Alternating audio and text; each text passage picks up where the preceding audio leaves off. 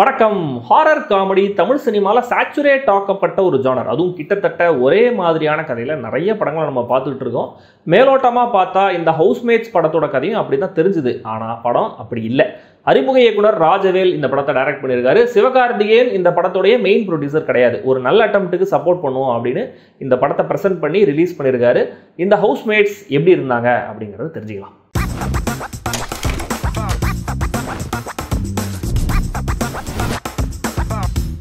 Housemates. Darshan அப்பா அம்மா இல்லாத ஒரு தனியாள். அவர் பேச்சுலராக தங்கியிருந்த வீட்டோட ஹவுஸ் ஓனர் பொண்ணு ஹர்ஷா சாந்தினி பைஜு அவங்கள லவ் பண்ணுறாரு. ரெண்டு பேரும் வீட்டை விட்டு ஓடி போய் கல்யாணம் பண்ணிக்கிறாங்க.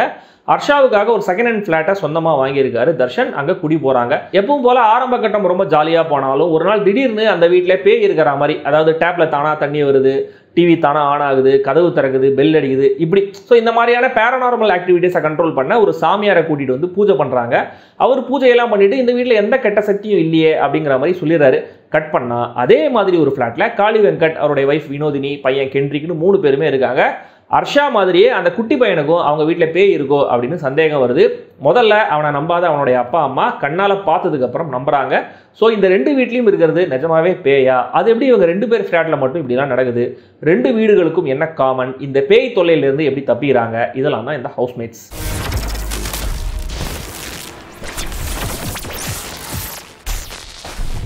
இந்த படத்துக்கு ட்ரெய்லர் கட் பண்ண எடிட்டர் நிஷார் ஷரீஃப் தான் முதல்ல பாராட்டப்பட வேண்டிய நபர். கான்ஃப்ளிக்ட் பாயிண்ட் என்னங்கிறத ரிவீல் பண்ணாமையே கம்ப்ளீட்டாக ஒரு படத்தோடைய கதையை புரிஞ்சுக்கிற மாதிரி ட்ரெய்லரை கட் பண்ணியிருந்தாரு. செம்ம டேலண்ட் அது. ட்ரெய்லரை பார்த்துட்டு நீங்கள் இந்த படத்தை பார்த்தாலும் எதுவுமே ஸ்பாயில் ஆகாது. பெருசாக கிராஃபிக்ஸை டிபெண்ட் பண்ணாமையே ஸ்பெஷல் எஃபெக்ட்ஸ் கிரியேட் பண்ணியிருந்தது. பல காட்சிகளில் நல்லா இருந்தது. கதைக்கு தேவையானதை MS சதீஷோடைய சினிமாகிராஃபி, ராஜேஷ் முருகேசனுடைய மியூசிக் ரெண்டுமே பண்ணிருக்கு. சவுண்ட் எஃபெக்ட்ஸுக்கும் ஒரு ஸ்பெஷல் மென்ஷன். ஹீரோ தர்ஷன் பார்க்க மட்டும் உதயநிதி சாயல்ல இல்லை, நடிப்பும் கூட அதே சாயல்ல இருக்கு. இது பாராட்டா விமர்சனமாங்கிறது உதயநிதியோட நடிப்பை நீங்கள் எப்படி பார்க்குறீங்க அப்படிங்கிறத பொறுத்து. ஹர்ஷு பைஜா தன் முதல் தமிழ் படத்தில் தனக்கு கொடுக்கப்பட்ட ரோலை எஃபிஷியண்டாக போர்ட்ரே பண்ணியிருக்காங்க. படத்துடைய எமோஷனல் கோர்னா அது காளி வெங்கட்டோடைய கேரக்டரும் நடிப்பும் தான். இந்த படத்துக்கு ஒரு விதத்தில் டெப்த்தை கொண்டு வரதும் இவருடைய ட்ராக் தான். அதை உணர்ந்து மற்றும் ஒரு சிறப்பான பர்ஃபார்மன்ஸை கொடுத்துருக்காரு காளி வெங்கட்.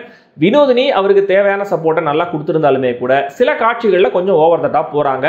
இவங்களுடைய குட்டி பையன் கென்ட்ரிக் ஆஷ்லி செம்ம க்யூட்டான பர்ஃபார்மன்ஸை கொடுத்துருக்காரு. ஃப்ரெண்டா தீனா அப்பப்போ வந்து உள்ளே ஐயா அப்படின்ற மாதிரி அட்டண்டன்ஸ் போட்டு போறாரு. இவரை விட குறைவான சீன்ஸே வந்தாலும் அதை விட பெட்டரான ஒரு இம்பாக்டை கொடுக்குறாரு அப்துல் லீ. ஹீரோ ஆசையா வாங்குற வீடு அங்க ஒரு பேய்னு சொன்னதுமே நம்ம மைண்ட் இதே டெம்ப்ளேட்ல என்னெல்லாம் படம் இருக்கு, அதோடைய கதை என்ன, ஆர்க் என்னன்னு யோசிக்க ஆரம்பிச்சிடும். ஆனா அந்த பக்கமே போகாம சயின்ஸ் ஃபிக்ஷனை தொடங்கி வச்சுக்கிட்டு செம்ம இன்ட்ரெஸ்டிங்கான ஒரு கான்செப்டை பிடிச்சிருக்காரு இயக்குனர் ராஜவேல்.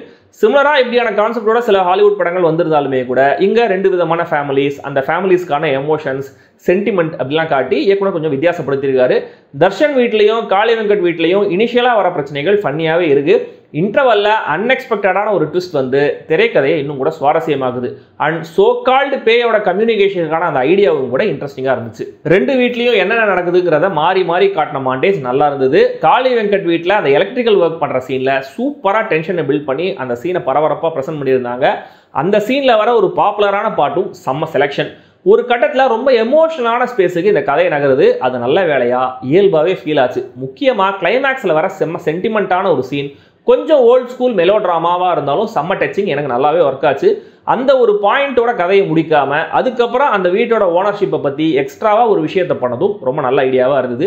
ஒரு தண்ணி கேன் வேனை வச்சு கனெக்ட் பண்ண ஐடியாவும் ஸ்மார்ட். படத்துடைய டிராபேக்ஸாக எனக்கு ஃபீல் ஆனது ஒரே மாதிரியான ஜோக்கை அதிகபட்சம் 2 தடவைக்கு மேலே பொறுமையாக ரசிக்க முடியல. இதில் அந்த எண்ணிக்கையையும் கடந்து போகிறாங்க. உதாரணத்துக்கு ஒரு சீனில் கையில் வேப்பிலையெல்லாம் வச்சுக்கிட்டு பேயை ஓட்ட ட்ரை பண்ணுறாங்க சில கேரக்டர்ஸ். கட் பண்ணால் கையில் சிலுவையை வச்சுக்கிட்டு கிறிஸ்டியன் ப்ரேயர்ஸ்லாம் சொல்கிறாங்க. சரி, இதோட ஜோக் முடிஞ்சதுன்னா நோ. கட் பண்ணால் தரையில் உட்காந்து தொழுக பண்ணுறாங்க. சரி, இதோட ஜோக் முடிஞ்சதுன்னா நோ. பையனுக்கு முருகர் வேஷம் போட்டு நிக்க வைக்கிறாங்க. இந்த மாதிரி இந்த பேரநார்மல் சம்பவங்களை காட்டுறதுலயும் ரெப்படிஷன் டயரிங்கா இருக்கு. அண்ட் இதை செகண்ட் ஹாஃப்லயும் கண்டினியூ பண்றாங்கிறது தான் வருத்தம். விஷயம் புரிஞ்சதுக்கு அப்புறமும் ஓவரா ஸ்பூன் ஃபீட் பண்ணாம கிறிஸ்பா அடுத்தடுத்த கடத்துக்கு கதையை நகர்த்திருக்கலாம். தென் பிரபலமான ஒரு ஹாலிவுட் படத்துல இருந்து கடன் வாங்கி இங்க ஒரு சயின்டிபிக் விளக்கம் சொல்லப்படுது. ஆனா அந்த ஒரிஜினல் படத்தை ஒழுங்கா பார்த்தவங்களுக்கு இந்த படத்துடைய விளக்கம் ஒரிஜினலோட சரியா மேட்ச் ஆகல அப்படிங்கிறது கண்டிப்பா தெரியும். ஸோ எய்தர் இதை டோட்டலா அவாய்ட் பண்ணி ப்ராப்பரா ஃபேண்டசி, தெய்வ செயல் அப்படின்ற மாதிரி கூட ட்ரீட் பண்ணிருக்கலாம். இல்ல இந்த விளக்கத்தை இன்னும் கூட ப்ராப்பரான டேர்ம்ஸில் ஒழுங்காக சொல்லியிருக்கலாம்.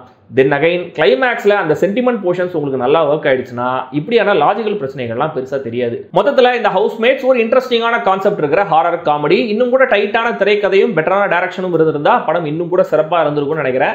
ஸ்டில் கண்டிப்பாக இந்த படத்தை ஒரு வாட்டி தியேட்டரில் போய் பார்க்கலாம். முக்கியமாக குழந்தைகள் இந்த படத்தை நல்லாவே என்ஜாய் பண்ணுவாங்கன்னு நினைக்கிறேன். ஸோ ஃபேமிலியோடவே படத்தை பாருங்கள். படம் நாளைக்கு வெள்ளிக்கிழமை தியேட்டர்ஸில் ரிலீஸ் ஆகுது.